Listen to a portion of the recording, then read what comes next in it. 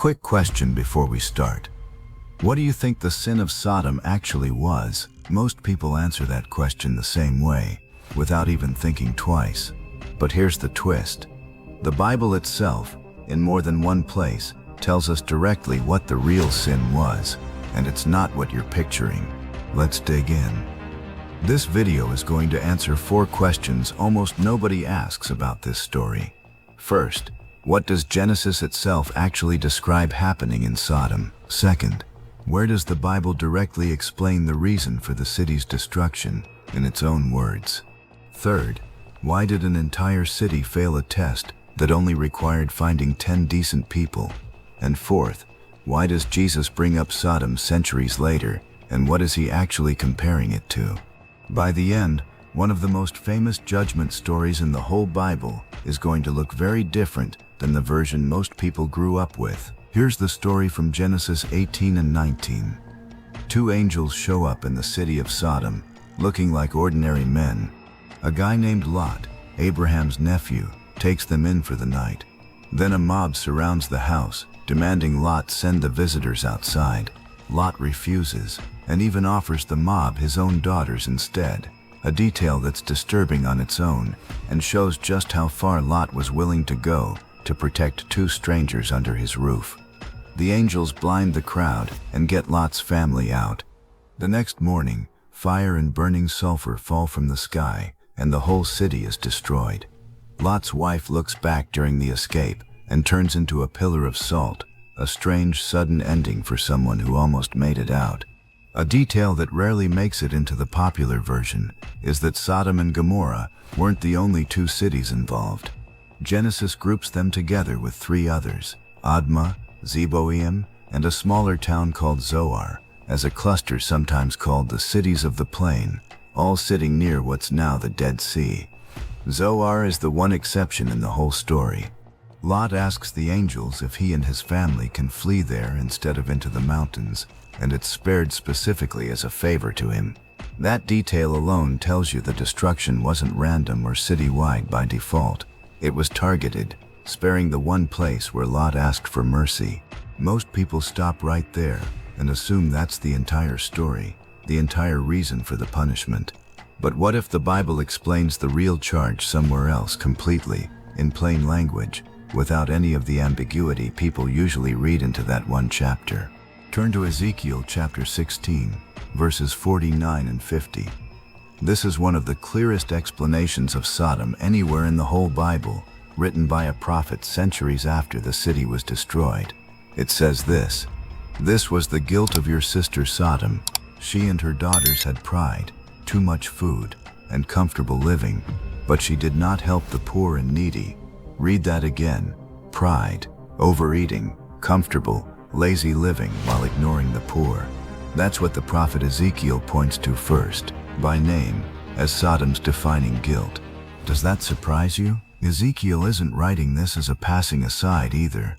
He's making a direct comparison, holding Sodom up next to Jerusalem itself, warning his own audience that their own city was on track to repeat exactly this same pattern of comfort and neglect. The line does go on to mention abomination, which most scholars connect to what happens in Genesis 19, but Ezekiel frames it as the final piece of a much bigger pattern, not one bad night out of nowhere. The city's failure, according to this prophet, was a whole culture of comfort and cruelty that had been building for a long time before anything in Genesis 19 ever happened. And here's a detail that's easy to miss. Back in Genesis 18, before any of this happens, Abraham actually bargains with God over Sodom's fate. He asks if God would spare the whole city if just 50 decent people could be found there. God agrees. Then Abraham keeps negotiating, dropping the number down step by step, 45, 40, 30, 20, until he finally asks about just 10. God agrees to that too. 10 people, out of an entire city. They couldn't find 10. That tells you this wasn't a snap judgment over one bad night. It was the final straw after a long pattern of a whole society going rotten, all the way down to its foundations, with barely a handful of decent people left standing anywhere in it. So what about that mob scene at Lot's door? Here's something worth knowing about the culture behind it. In that world, welcoming strangers and travelers wasn't just politeness. It was one of the most serious moral duties a household or a city had, because travelers had zero legal protection outside their own hometown.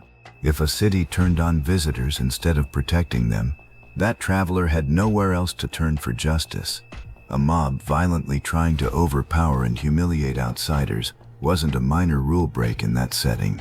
It was one of the worst things a city could possibly do, a total collapse of the most basic form of social trust that made travel and trade even possible in the ancient world. Here's another clue most people skip completely. Jesus himself talks about Sodom directly in Matthew chapter 10. He tells his disciples that any town that refuses to welcome them will face a judgment worse than Sodom's. Notice exactly what he's comparing it to. Refusing to welcome strangers, not one specific act from one specific night. Jesus uses Sodom as the ultimate example of turning your back on people who need help, in a completely different context, generations later, talking to his own followers about ordinary towns in Galilee. It's worth noticing how consistently the rest of the Old Testament treats this same event as settled, common knowledge, referenced in passing rather than argued over. Deuteronomy uses Sodom and Gomorrah as the go-to comparison for total, salted, unfarmable devastation. The Book of Lamentations, written centuries later during the fall of Jerusalem, says the city's own punishment was worse than Sodom's, precisely because Sodom fell quickly while Jerusalem's suffering dragged on. That comparison only works if everyone already understood Sodom's story the same basic way, as a byword for sudden, total judgment brought on by a whole society's failure, not a footnote about one specific act that needed explaining every time it came up. He isn't the only one who reads Sodom that way either. The prophet Isaiah opens his entire book by comparing corrupt leaders in Jerusalem to the rulers of Sodom, accusing them of empty religious ritual while ignoring justice for orphans and widows. The prophet Amos lists Sodom and Gomorrah among a string of warnings aimed at nations that ignored basic justice. Jeremiah does something similar, comparing the moral collapse of Jerusalem's own leaders to Sodom's example. Across multiple prophets, in multiple centuries, Sodom keeps getting used the same way, as shorthand for a society that abandoned justice and mercy, not shorthand for one single act. There's also a strange, uncomfortable postscript to this whole story that most retellings leave out entirely. After escaping, Lot ends up living in a cave in the mountains with his 2 daughters, afraid to settle in any town after everything they've witnessed. Believing no other men are left alive to continue their family line, the daughters get their father drunk on consecutive nights, and each becomes pregnant by him. The sons born from that union become the ancestors of 2 neighboring nations, Moab and Ammon, both of which show up constantly throughout the rest of the Old Testament, sometimes as enemies of Israel, and sometimes, in the case of Ruth the Moabite, as an ancestor woven directly into the family line of King David himself. It's an uncomfortable ending to an uncomfortable story, and it's rarely mentioned alongside the destruction itself, even though Genesis places it in the very same chapter. Where these cities actually stood is still debated among archaeologists today. Some point to sites like Bab-ed-Dra and Numera, ancient Bronze Age ruins near the southern end of the Dead Sea that show clear evidence of sudden, violent destruction by fire.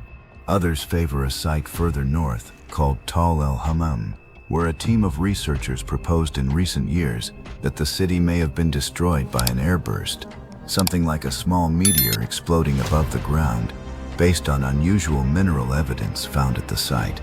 That theory has drawn real scientific interest, but it's also drawn serious pushback from other archaeologists and geologists who question the evidence and the dating. None of this is settled.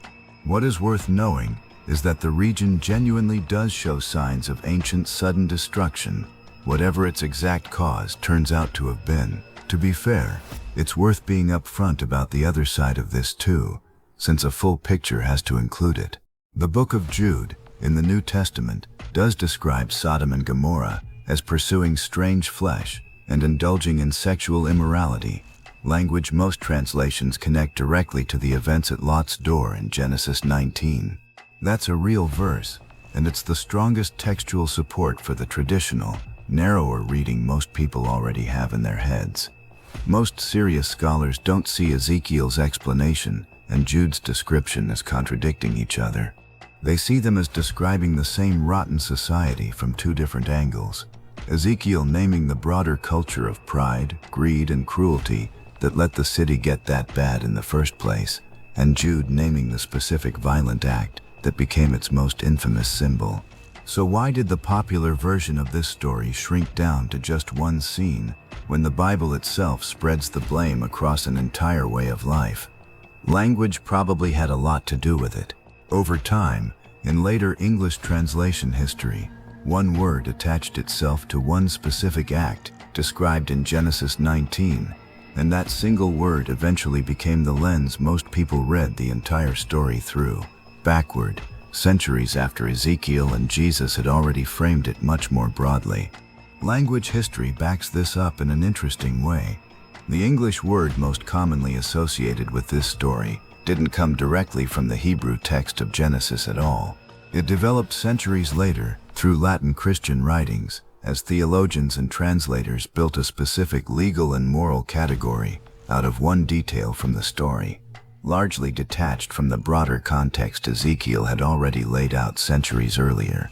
By the time that word became common in English Bibles and law codes, it had picked up its own separate history, layered on top of the original account rather than translated directly out of it. But the bigger picture that Ezekiel and Jesus both point to is honestly more uncomfortable, not less. It's a wealthy, comfortable, well-fed city that looked at people in need right outside its own gates and chose to ignore them, generation after generation, until ignoring the vulnerable curdled into actively attacking them instead. That's a warning aimed squarely at comfortable people, which, if we're honest, includes most people watching this right now. Not a story that lets anyone off the hook while pointing fingers somewhere else entirely. There's one more detail worth adding here, because it shows just how seriously later biblical writers treated this whole event as a real historical marker, not just a legend. The region around the Dead Sea, where Sodom and Gomorrah are traditionally placed, sits along a fault line, and it's rich in natural bitumen and sulfur deposits, materials that can genuinely ignite under the right conditions.